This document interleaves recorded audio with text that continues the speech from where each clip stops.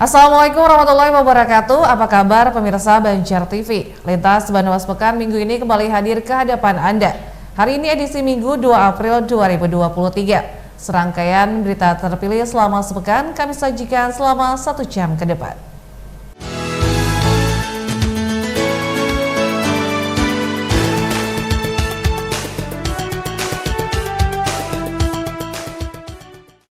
Pemirsa, kantor wilayah Kementerian Hukum dan HAM Kalimantan Selatan menggelar desiminasi layanan partai politik dengan tema eksistensi parpol jelang pemilu 2024. Melalui kegiatan ini setidaknya dapat menjadi wadah untuk saling tukar pikiran dalam menyukseskan pemilu 2024. Pemilu 2024 sudah di depan mata. Berbagai pihak berpartisipasi dalam rangka mensukseskan pesta demokrasi 5 tahunan tersebut. Seperti halnya Kanwil Kemenkumham Kalsel menggelar diseminasi layanan partai politik di wilayah Kalimantan Selatan dengan tema eksistensi partai politik menjelang pemilu 2024 pada Rabu 29 Maret 2023. Kegiatan ini dihadiri oleh 60 peserta dari perwakilan Bawaslu, Badan Kesbangpol, dan DPW partai politik di Kalimantan Selatan, serta instansi terkait. Di sini peran Kanwil Kemenkumham salah satunya adalah memberikan surat keterangan terdaftar kepada partai politik baru yang berdiri sejak tahun 2019 serta mewujudkan partai politik sehat dan demokratis.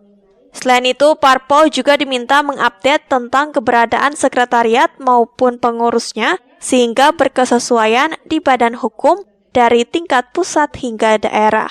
Partai politik ada kewajiban untuk mempertahankan eksistensi mereka, khususnya dalam hal sekretariat yang digunakan oleh partai politik. Termasuk juga keutuhan dari kepengurusan yang ada pada partai politik. Sehingga apabila ada terjadi perubahan status ataupun juga domisili dari partai politik, seyogianya partai politik segera melaporkan kepada Kementerian Hukum dan HAM agar dilakukan pembaharuan data. Termasuk juga halnya ketika ada perubahan pengurus partai yang semula diajukan pada saat verifikasi partai politik, kami harapkan juga untuk segera dilaporkan dan untuk dilakukan pembaharuan data juga agar data yang ada di pusat dan di daerah menjadi sinkron. Untuk pergantian pengurus dan juga kesekretariatan parpol itu Pak? Saat ini masih berlangsung proses itu, jadi kita memang dari kegiatan hari ini tentunya para pengurus partai politik sudah mengetahui apa saja yang harus mereka lengkapi dan penuhi. Mudah-mudahan dalam beberapa waktu ke depan segera data tersebut bisa diserahkan dan kami pun tinggal melakukan pengecekan langsung ke beberapa sekretariat partai politik agar diperoleh data yang sebenarnya. Rizwandi berharap kegiatan ini menjadi wadah untuk saling tukar pikiran sehingga dapat menjadi pedoman dalam mencari solusi serta terobosan inovatif dalam mensukseskan pemilu tahun 2024. Sementara hadir menyampaikan materi ialah dari Subkoordinator Pendaftaran Badan Hukum Partai Politik, Direktorat Tata Negara Direktorat Jenderal Administrasi Hukum Umum, Rahmiyana, secara virtual yang membawakan materi terkait pendaftaran parpol, serta materi pelaporan parpol peserta pemilu 2024 pada Badan Kesatuan Bangsa dan Politik, dan Komisioner KPU Kalsel, Hatmiati, yang menyampaikan tentang kebijakan strategis manajemen penyelenggaraan pemilu dan pemilihan serentak tahun 2024. Eko Anggoro, Banjar TV. Selanjutnya, Polda Kalimantan Selatan terus berupaya mencegah masuknya paham radikalisme dan terorisme di wilayah Kalimantan Selatan. Salah satunya melalui program desiminasi di Ponpes Darul Ma'arif di kawasan Berangas Barat, Kabupaten Batola oleh jajaran Ditintel Polda Kalsel. Pencegahan penyebaran sikap intoleran, paham radikalisme dan terorisme tak henti-hentinya terus digaungkan Polda Kalsel ke seluruh wilayah kabupaten kota di Kalimantan Selatan. Seperti belum lama tadi pada Minggu 19 Maret, Polda Kalsel melalui Ditintelkam menggelar desiminasi di Pondok Pesantren Darul Ma'arif, Berangas Barat, Kabupaten Batola. Desiminasi oleh Ditintelkam Polda Kalsel diwakili Panit 5 Subdit Kamnekdit Entelkam Ibtu Legio juga menghadirkan Kepala KUA Lalak, sebagai narasumber para tokoh masyarakat serta pengurus dan pendidik Ponpes Darul Ma'arif. Ditemui awak media, Ibtu Legio menyebut melalui tema pemahaman Islam moderat, tingkatkan daya tangkal terorisme, radikalisme, dan sikap intoleran, yakni untuk menjaga, menguatkan situasi kondusif dan ketertiban masyarakat. Selain itu mengajak para santri Ponpes Darul Ma'arif menolak segala bentuk intoleran dan paham radikalisme dan terorisme. Terlebih saat ini penyebaran paham radikal tidak hanya dilakukan dengan tatap muka, namun juga melalui media sosial. Sosialisasi pencegahan penyebaran radikal ini diharapkan para santri-santri di Ponpes Darul Ma'arif Brangas Barat tidak terpapar paham radikal baik melalui media sosial maupun ajaran-ajaran keagamaan. Untuk itu kegiatan pencegahan radikal ini terus dilakukan dari berbagai organisasi keagamaan baik Ponpes, mahasiswa maupun sekolah umum pada lainnya. Harapannya penyebaran paham radikal, sikap intoleran dan juga terorisme tidak menyebar ke seluruh masyarakat di wilayah Kalimantan Selatan baik di pondok pesantren, universitas maupun pelajar di Kalimantan Selatan. Untuk itu Sementara itu, Kepala KUA Alalak M. Arsyad berharap kegiatan ini setidaknya akan mencegah tindakan yang mengarah pada paham radikalisme guna terciptanya suasana yang sejuk dan damai. Harapan kita adalah supaya jangan ada lagi tindakan radikal terorisme yang sifatnya tidak memberikan suatu kedamaian dan ketentraman. Karena kita menghendaki kedamaian dan ketentraman itu dan kerukunan beragama itu sesuatu yang kita kenangkan di negara Indonesia ini. Kegiatan ini juga disambut baik Ponpes Darul Ma'arif. Pasalnya melalui kegiatan ini dapat memberikan pemahaman sekaligus menolak adanya paham radikal dan terorisme yang tentunya tidak sesuai dengan ajaran agama Islam. Alhamdulillah terkait sosialisasi radikalisme tadi, alhamdulillah kami dari Pondok Pesantren Darul Ma'arif menerima dengan baik dan semoga ini terus pihak yang berkewajiban untuk terus mensosialisasikan kegiatan ini agar tidak ada paham radikalisme di sebuah pendidikan atau di sebuah masyarakat. Sebagai orang yang taat beragama dan cinta tanah air, hendaknya juga menghindari paham tersebut dan jangan sampai sekali-kali menjadi pelakunya. Muhail, Banjar TV. Informasi lain, bendungan Riam Kiwa diproyeksikan mampu mengurangi potensi banjir khususnya di Kabupaten Banjar. Targetnya 2023 ini pengerjaan fisik awal pembangunan bendungan Riam Kiwa mulai dilaksanakan. Selain meredukasi banjir, bendungan ini akan menjadi sistem pengairan pertanian dan berpotensi sebagai pembangkit tenaga listrik. Harapan ini disampaikan langsung Kepala Satker Bendungan Balai Wilayah Sungai Kalimantan 3 Selokahar usai rapat di ruang Abrani Sulaiman Setda Prop Kalsel di Banjarbaru.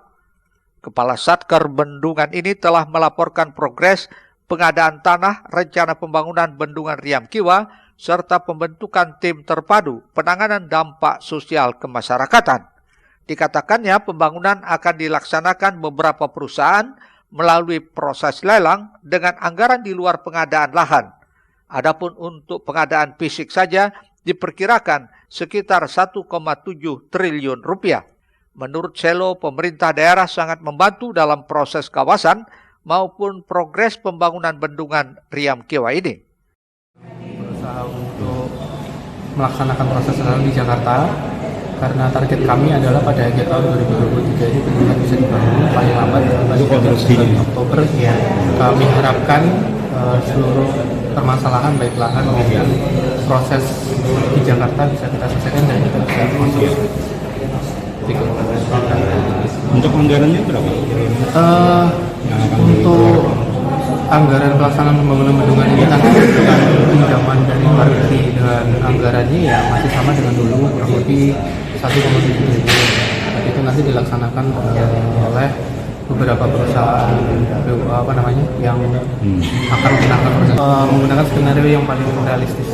Kalau komitmen pemerintah daerah gimana? Sampai saat ini kami sangat terbantu oleh pemerintah provinsi yang selalu menginisiasi proses baik di kawasan maupun perkembangan area Goa. Sedangkan juga kabupaten juga tentunya sudah memberikan porsi maksimal agar pembangunan bendungan ini bisa segera dimulai. Dan lagi karena tujuannya adalah supaya masyarakat khususnya di wilayah Kabupaten Banjar dan Provinsi Kalsel pada umumnya bisa segera menikmati manfaat dari bendungan ini. Sementara itu di tempat yang sama, Kepala Biro Administrasi Pembangunan Setda Prop Kalsel, Gusti Rahmat mengungkapkan saat ini pembebasan lahan belum bisa ditentukan berapa jumlahnya. Dalam waktu dekat tim akan turun ke lapangan untuk mulai melakukan proses tata batas dan sebagainya. Rencananya pembangunan Bendungan Riam Kiwa berada di Desa Angkipi dan Desa Paramasan Bawah, Kecamatan Paramasan, Kabupaten Banjar. Bendungan ini sedikitnya memerlukan lahan seluas 771 hektar, di antaranya 765 hektar berada dalam kawasan hutan, sedangkan 5,6 hektar lainnya berada di area penggunaan lain.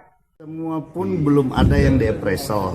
Nah, cuma tadi luas lahan yang APL, yang APL murni itu 5,8 hektar.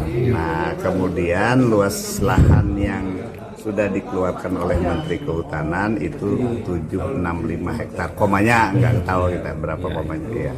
Itu yang sudah terjadi.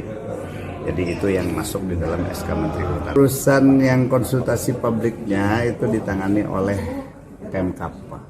Ya, jadi Pemkap memfasilitasi untuk prosesnya aja nih. Nah, kita akan karena kita mengawal itu kan agar lahan areal yang di bawah ini kan sudah terjadi pengurangan potensi banjir. Jadi kita itu prinsipnya mereduksi banjir dari sungai. Selain mereduksi banjir yang sering melanda Kabupaten Banjar, bendungan ini akan menjadi sistem pengairan pertanian dan berpotensi sebagai pembangkit tenaga listrik. Ahmad Ramadhani, Banjar TV. Pemirsa, pengelola parkir kawasan Pasar Sudi Mampir Banjarmasin mendukung penuh langkah Dinas Perhubungan dalam menjalankan Perda Retribusi Parkir Nomor 2 Tahun 2016 sesuai tarif yang ditentukan. Sementara itu lantaran dinilai memberatkan pengelola parkir, meminta Disub kaji kembali kenaikan 50% retribusi parkir. Persoalan tarif parkir di Kota Banjarmasin dalam pekan ini menjadi sorotan publik. Baru saja dihebohkan dengan berita tarif di luar ketentuan. Kini kembali muncul rumor soal tarif double parkir. Tarif double parkir itu mencuat di kawasan parkiran Pasar Sudi Mampir. Menurut informasi, di sana terjadi pungutan 2 kali pembayaran parkir, yakni saat masuk dan keluarnya, sehingga hal itu berbuntut menimbulkan keluhan di masyarakat. Menanggapi hal itu, pengawas dan pengelola parkir kawasan Sudi Mampir angkat bicara. Menurut pengawas parkir, Syafruddin, kejadian itu adalah kesalahpahaman bahwa pihaknya tidak pernah melakukan pungutan 2 kali seperti apa yang beredar. Ia pun menjelaskan bahwa memang ada petugas yang mengatur jalan keluar, namun mereka itu adalah relawan yang dilarang untuk meminta kepada pengguna parkir. Mereka itu relawan. Nah, relawan, jadi tidak ada pungutan dan kami setiap sebulan sekali, seminggu kita briefing bahwa mereka tidak wajib meminta kepada yang pengguna parkir. Nah, kalau mereka meminta dengan secara paksa, berarti kan masyarakat terbebani. Nah, dengan istilahnya ada berita bahwa 2 kali bayar. Jadi mereka ini kita wanti-wanti. Pria yang akrab disapa Mang Isap ini menambahkan, saat ini pihaknya taat akan Perda Retribusi Parkir Nomor 2 Tahun 2016, yaitu Rp2.000 untuk roda 2 dan Rp3.000 untuk roda 4. Hal itu tak lain untuk pemasukan PAD Pemkot, meskipun sekarang ini pihaknya masih mengalami penurunan pendapatan pasca pandemi. Sementara itu, Kepala UPTD Parkir di Sub Banjarmasin, Umar, mengaku dalam pengawasan saat ini tidak menempatkan petugas di titik-titik parkir, namun rutin patroli ke seluruh wilayah. Kalau untuk penempatan petugas untuk khusus perparkiran, untuk penyelenggaraan parkir sampai sekarang kita belum ada. Tapi kita setiap hari melakukan patroli rutin. Itu menelusuri, setiap hari itu kita menelusuri titik-titik parkir di semua kawasan. Tapi kita biasanya misal hari ini ke bagian utara, besok ke bagian barat, tengah. Nah, itu kita bagi shift. Itu dari jam 8 pagi sampai jam 16.30 di hari normal biasanya. Pengelola dan pengawas parkir Sudi Mampir berjanji akan memberikan teguran hingga pemutusan hubungan kerja kepada juru parkir jika menarik tidak sesuai retribusi yang saat ini berlaku. Eko Anggoro, Banjar TV.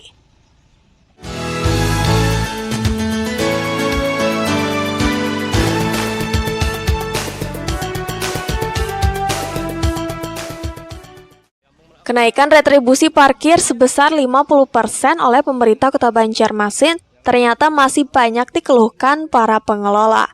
Salah satunya di kawasan Sudi Mampir Banjarmasin yang meminta Dishub untuk melakukan kaji ulang terhadap kenaikan retribusi itu. Meski begitu, mau tidak mau sebagai mitra pemerintah, pengelola parkir menyanggupi kenaikan retribusi untuk peningkatan PAD Kota Banjarmasin. Yang disetorkan Pak kepada pemerintah Pak dari 50 juta naiknya 50%. Untuk kenaikannya untuk saat inilah, untuk dengan adanya perubahan Perda yang ada, kenaikannya itu 50% dari kita. Semuanya sama dari seluruh pengelola parkir. Itu kenaikannya 50%. Itu disanggupi Kak? Untuk saat ini namanya kita bermitra, jadi apapun yang dari untuk kemajuan Kota Banjarmasin kita siap untuk membantu. Cuma dalam artian dilihat lagi lah, seperti apa di lapangan kondisinya, tolong diresiskan lagi lah. Nah, dikaji ulang seperti apa sebenarnya di lapangan ini. Yang mengujinya itu kan sebenarnya cuma melihat kumulatifnya aja keseluruhan. Nah, jadi keseluruhannya itu globalnya, Bang. Artinya ini permintaan dari pengelola, harapan kepada pemerintahan ya? Iya, harapan kami dikaji lagi untuk masalah perubahan ini. Kalau perubahan itu tidak disertakan dengan perubahan retribusi parkirnya juga berubah juga, itu apa yang kami bawa beli ke rumah. Ya. Menanggapi hal tersebut, Kepala UPTD Parkir Dishub Banjarmasin, Umar, menyampaikan bahwa kenaikan itu telah sesuai dengan kajian bersama Universitas Lampung Mangkurat tahun 2022 lalu, bahwa potensi parkir memang cukup tinggi dengan menjalankan tarif sesuai Perda Nomor 2 Tahun 2016. Sementara disinggung, akankah ada kenaikan retribusi kepada pengguna jasa parkir? Berikut komentar Umar. Berdasarkan pemantauan kami di lapangan setelah kami melakukan pemberlakuan tarif setoran retribusi, ya ternyata memang banyak permintaan pengelola yang meminta kalau bisa itu kita sesuaikan tarifnya ya, dari 2.000 untuk roda 2 menjadi 3.000. Tapi kita kan nggak semudah itu juga, kita juga harus perlu kajian di lapangan juga, apakah itu diperlukan, dan terus kita juga harus memperhatikan tanggapan masyarakat ya. Mereka apakah bisa menerima atau keberatan dengan rencana kenaikan tersebut. Tapi akan kita usahakan. Dishub sendiri tahun ini ditargetkan naik 2 miliar dari 4 miliar rupiah, sehingga pihaknya terpaksa menggiring dengan menaikkan setoran. Eko Anggoro, Banjar TV. Pemirsa, Kota Banjarmasin dinilai masih kekurangan ruang terbuka hijau atau RTH. Namun ternyata di wilayah selatan Banjarmasin cukup banyak potensi yang bisa diolah menjadi RTH. Karena itu pemerintah turut mendorong masyarakat untuk berpartisipasi secara privat menyediakan ruang terbuka hijau atau RTH. Kepala Dinas Lingkungan Hidup DLH Banjarmasin, Alif Yuspah Lofi, saat berada di gedung DPRD setempat, usai mengikuti rapat dengar pendapat RDP dengan Komisi 3, beberapa waktu lalu mengungkapkan Kota Banjarmasin masih kekurangan ruang terbuka hijau atau RTH. Disebutkannya di antara 5 wilayah kecamatan, ternyata kawasan Banjarmasin Selatan memiliki cukup banyak potensi yang bisa diolah menjadi ruang terbuka hijau atau RTH. Sementara di kecamatan lainnya, potensinya masih kekurangan. Selatan. Jadi satu kecamatan aja Tapi yang lainnya tersebar di beberapa titik. Nah, jadi itulah yang jadi fokus dari Komisi 3 tadi di mana-mana yang kita bisa untuk melakukan perluasan RTH untuk terus dikembangkan, dan dari di Komisi 3 akan mendorong sepenuhnya. Karena itu pihaknya bersama DPRD setempat terus mendorong masyarakat untuk ikut berpartisipasi secara privat dalam penyediaan ruang terbuka hijau atau RTH tersebut. Risna, Banjar TV. Pemirsa, Bupati Banjar ajak masyarakat bayarkan zakat melalui Basnas. Tetaplah bersama kami.